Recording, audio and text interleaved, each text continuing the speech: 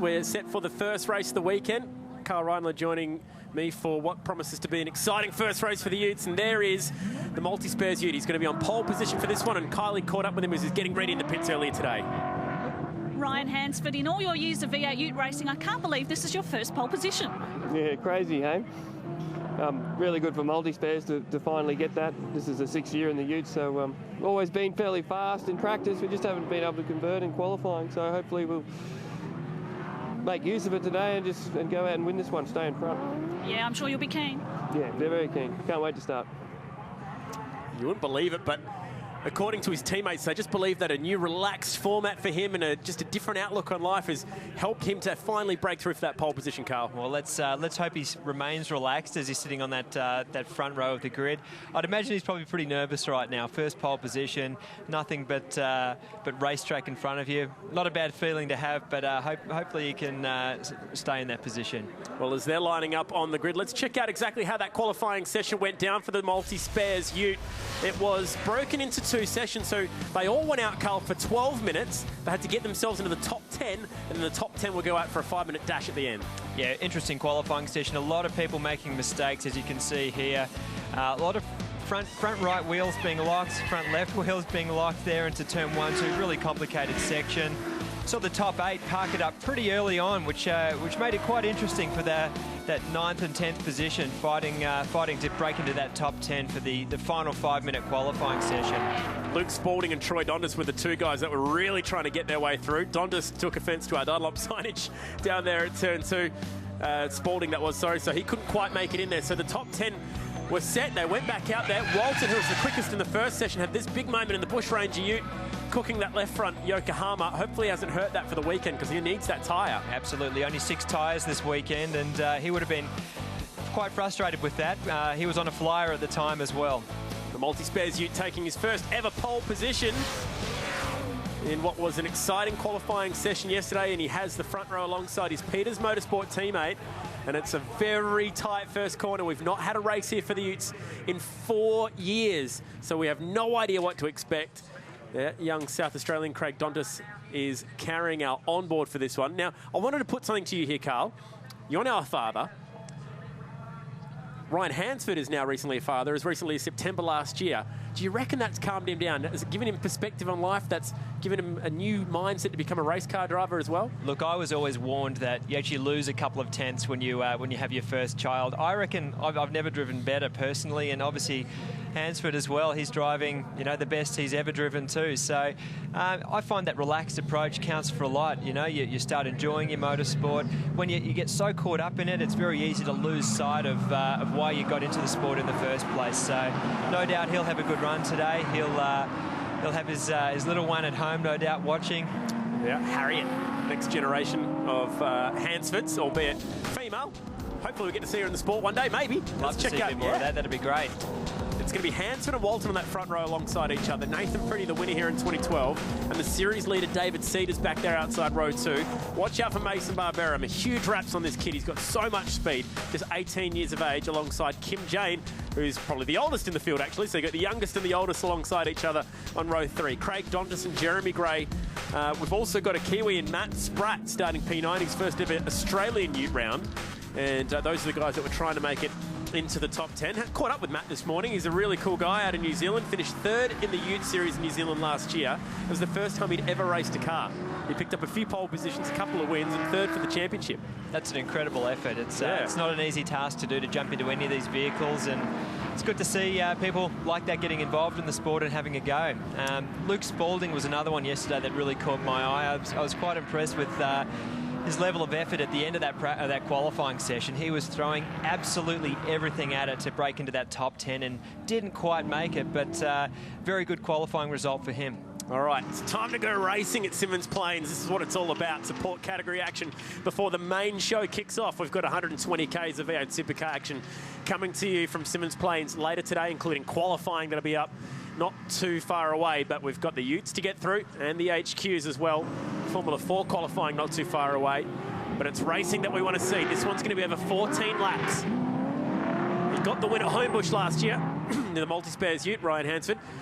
And he has the 2014 champion starting alongside him, so he needs to get a really good start. His practice start, actually, on the warm-up was pretty good.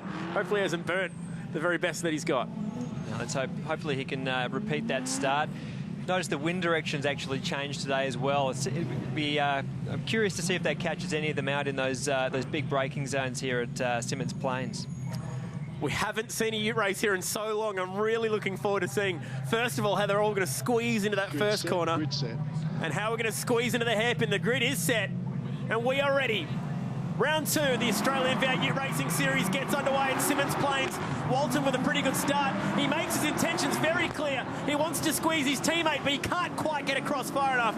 And Hansford gives him room at the exit, but Walton's got a brilliant exit through turn 2. Storms to the lead. Cedars wants to get to the outside. Pretty's right in there as well in third position in the Burback Homes entry. Cedars will be stuck on the outside of the racetrack. Here comes the hairpin. Hang on. Lock up for Kim Jane. Can he clear the pedal? Tell you what, he's done a great job of pulling that car up. When you lock a wheel in that situation, so easy to run into the back of the car in front of you. He did a great job of avoiding it. Quite respectful racing, I've got to say. That first corner especially, everyone giving each other racing room. Let's hopefully it stays that way. Well, it's pretty tight at the moment between Kim Jane. He's going the high line around David Cedars. Cedars carrying 40 kilos of ballast as he is the championship leader. Barbera's on the inside of Craig Dontis. And the two teammates looking good at the front, but Nathan Pretty's going with him. Clean first lap for the weekend. First of 14 in the books. Oh, Walton gets a wiggle on. Still a bit of cold tyre action going on there. Looked quite loose. I'd imagine with only 6 tyres, these guys are also trying to think about maximising, trying to get the most out of their tyres for this race, knowing that there's another qualifying session on Sunday morning as well. So there's a lot going on here in this category at the moment. Nathan Pretty and Hansford got into each other in race 1 in Adelaide, with Hansford buried deep in the fence. On board with Craig Donnis, the South Aussie. Plucks another gear. Ripping down towards this long, sweeping turn 5.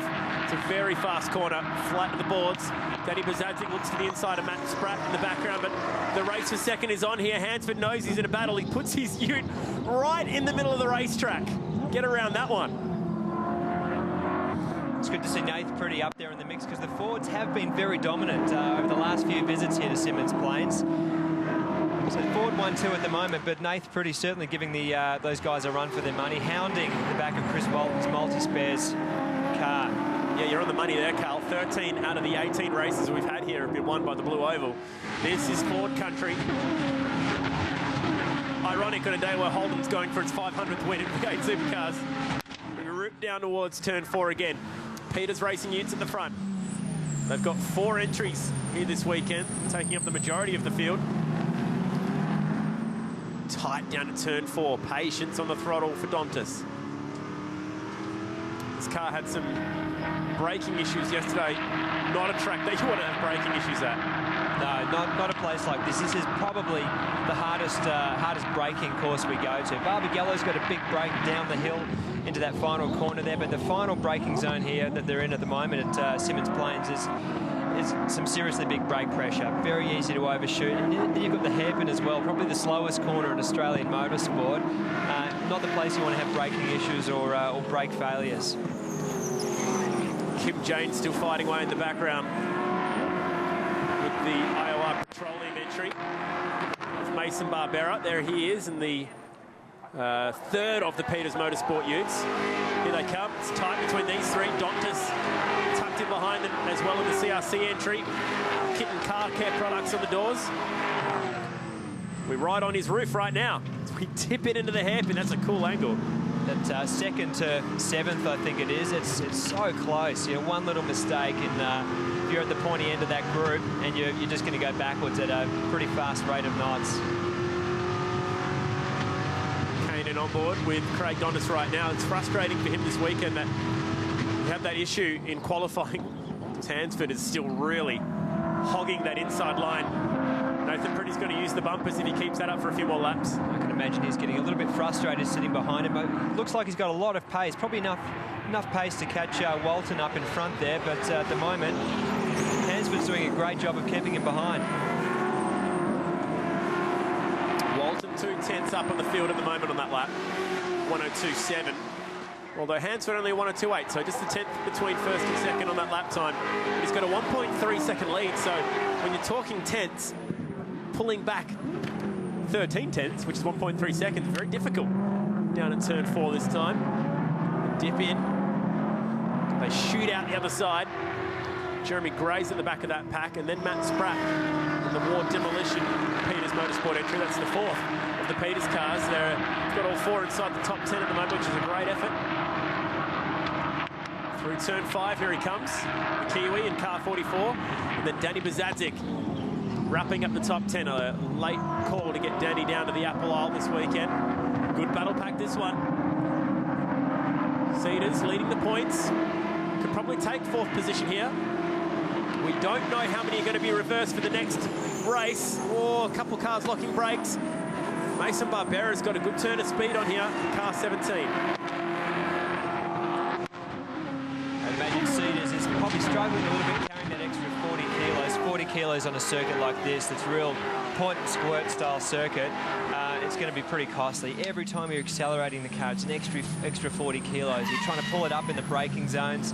So I think he's doing a great job just to remain in the mix there in P4 at the moment. Yeah, Cedars leading that championship, but carrying that weight like we mentioned. He's had to step into Reece McNally's ute, the Stratco ute from last season. That's him in the fluoro orange and black Mango Credit ute.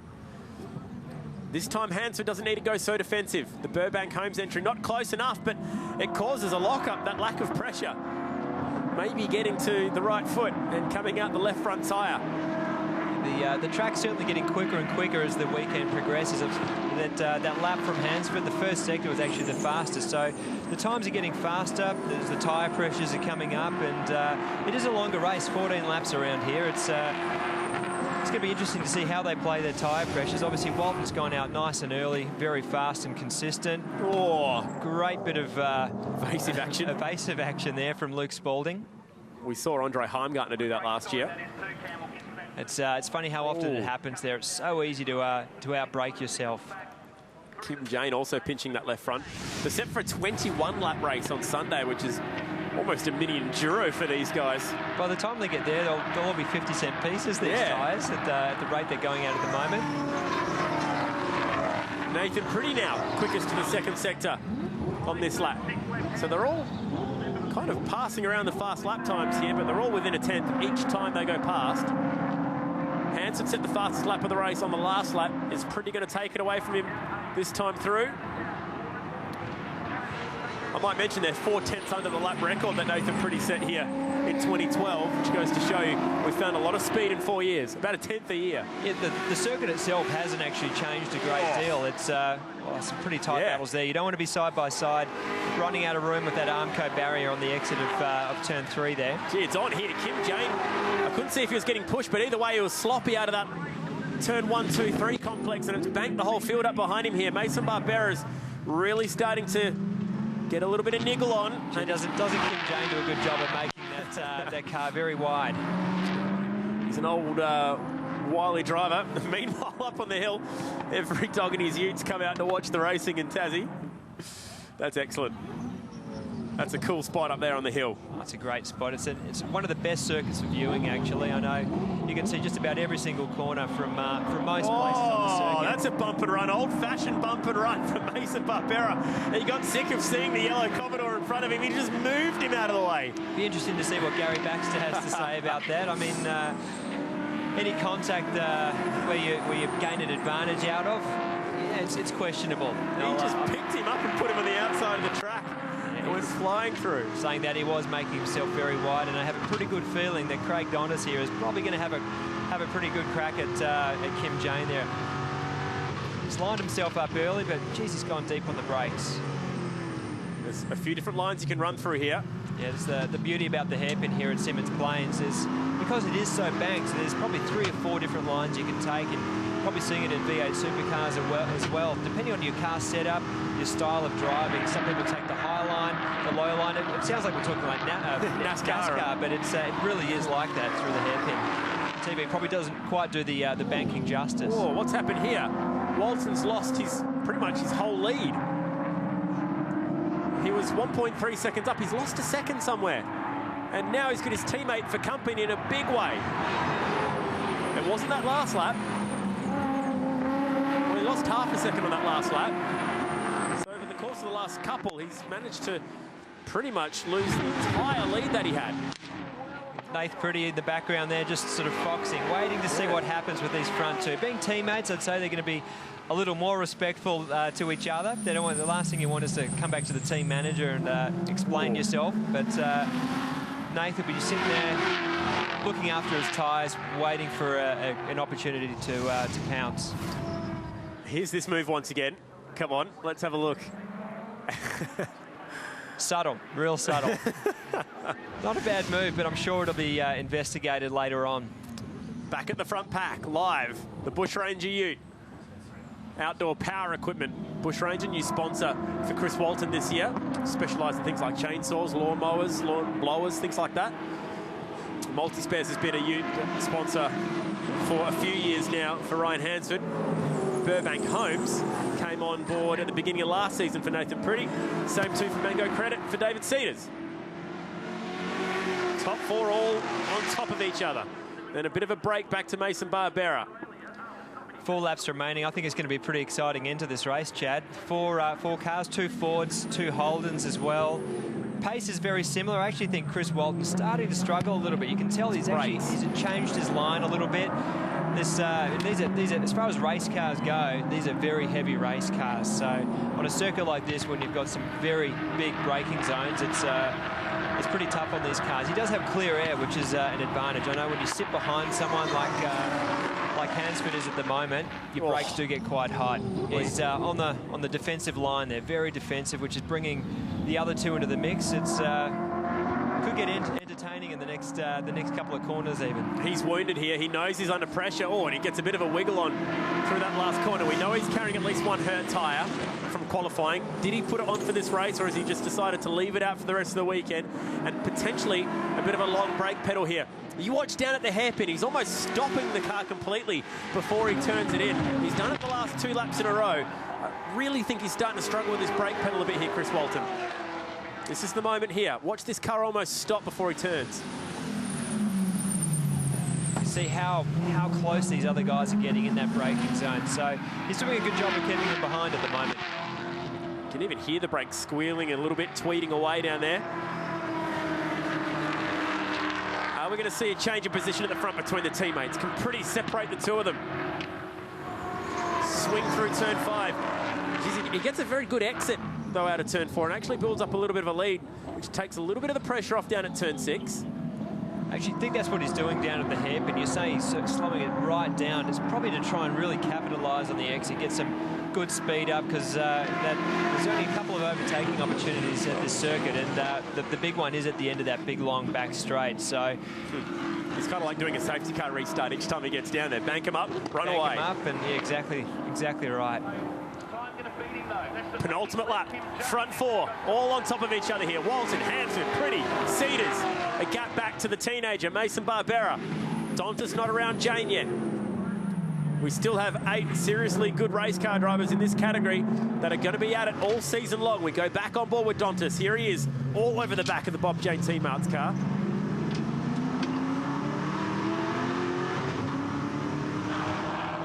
So that's going to go all the way to the checkered flag as well. So it's the battle for 6th, and the lap times have been very tight. Hansford not close enough this time. He's going to have 2 passing opportunities left at the end of this corner with 1 lap to go. Where do you do it? Can't help but feel that Hansford's probably running out of tyres himself now. He's looks like he's starting to battle a little bit. You can see it squirming around in those braking zones, and it was a bit of a hustle to bridge that gap and get back up to Chris Walton there. So might have used his tyres up, unfortunately, but hopefully we see him have a crack up here, either into the hairpin or that final braking zone into turn 6. Maybe Walton was just trying to back off and save the tyres a little bit, which is why he lost that 1.3 second lead that he had. Hansford's not close enough here. Cedars hasn't had a crack at Nathan Pretty yet. Meanwhile, this battle's still going on. Very tight. Oh, you saw the wheel work with Kim Jane there. He is struggling with that car at the moment. Last corner looming. Teammates at the front. Walton looking for his first win since Bathurst last year, the 2014 champ. He's going to get this done. He's got just enough of a buffer to relax now through the last corner. Race 1, round 2, goes to the Queenslander. For Peters Motorsports 1-2 as well. And it's Chris Walton who gets the first race win of the weekend. Further back, this battle going on and on. Jim, looking forward to the reverse grid race later today. That's going to be very good because once you mix that order up, they're also evenly matched. It's going to be exciting. Yeah, you have a quick look at the lap times. There's only probably 0.2 of a second in outright pace between the top 8. The top 8 are within a couple of tenths of each other. So to mix up the field, it's going to be good when they reverse that grid. Donctus didn't look overly happy on that onboard then. Here come the results. Walton by just 0.3 of a second gets the win over Ryan Hansford. Nathan Pretty, David Cedars. Well, we didn't see much chopping and changing for position in that top 4, but goodness me, it was very close indeed all race long. One of those high-pressure races where if you make the smallest of mistakes, you'll know about it. Matt Spratt, first ever race in Australia, finishes inside the top 10. That's a very impressive effort. Steve Wilson wraps up the cars, and we may even see a little bit of traffic since he dropped 30 seconds off the field. We may see traffic in tomorrow's longer race. That was an exciting opening race of the weekend.